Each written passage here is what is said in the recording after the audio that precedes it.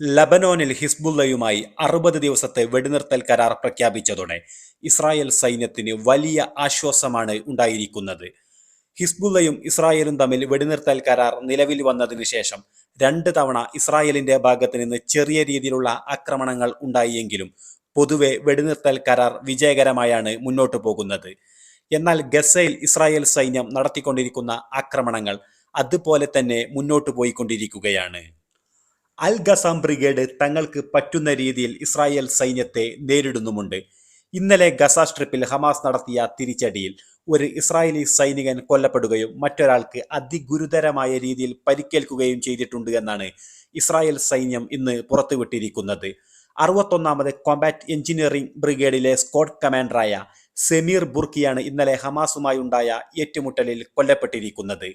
ഇതിനു പുറമെ മറ്റൊരു ഏറ്റുമുട്ടലിൽ 401ാമത് ആർമഡ് ബ്രിഗേഡിലെ 41ാമത് ബറ്റാലിയനിലെ സൈനികന് മാരകമായ രീതിയിൽ പരിക്കേൽക്കുകയും ചെയ്തിട്ടുണ്ട് എന്നാണ് ഇസ്രായേൽ സൈന്യം അറിയിച്ചിരിക്കുന്നത്.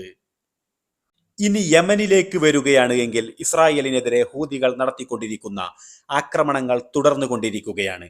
ഇന്ന് രാവിലെ ഇസ്രായേലിന്റെ തലസ്ഥാന നഗരമായ ടെല്ലവീവിലേക്ക് ഹൂതികൾ മിസൈൽ ആക്രമണം നടത്തിയിരിക്കുകയാണ്. ടെല്ലവീവിലെ ലക്ഷക്കണക്കിന് ജനങ്ങൾ ഇന്ന് രാവിലെ സൈറൻ മുഴങ്ങിയതോടെ കൂട്ടത്തോടെ ബങ്കറുകളിൽ ഓടിയൊളിക്കുകയാണ് ഉണ്ടായത്.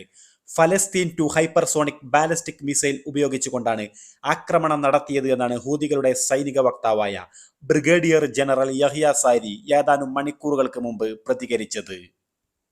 ഇസ്രായേലിന്റെ അതിർത്തിയിൽ എത്തുന്നതിന് മുമ്പ് തന്നെ ഇസ്രായേൽ വ്യോമസേന ഹൂതികളുടെ മിസൈൽ തകർത്തു എന്നാണ് ഇസ്രായേൽ സൈന്യം അവകാശപ്പെടുന്നത്. എന്നാൽ തങ്ങൾ ലക്ഷ്യം കണ്ടു എന്നാണ് ഹൂതികളുടെ സൈനിക വക്താവായ ബ്രിഗേഡിയർ ജനറൽ യഹ്യ സാരി പ്രതികരിച്ചത്. മധ്യ ഇസ്രായേലിലെ ബെയ്ത്ത് ഷമോഷിൽ നിന്നും തകർന്നു വീണ മിസൈലിന്റെ അവശിഷ്ടങ്ങൾ ലഭിച്ചുവെന്നും 4 പേരെ ഇവിടെ നിന്ന് ഹോസ്പിറ്റലിൽ പ്രവേശിപ്പിച്ചിട്ടുണ്ട് എന്നുമാണ് ജെറുസലേം പോസ്റ്റ് റിപ്പോർട്ട് ചെയ്തിരിക്കുന്നത്.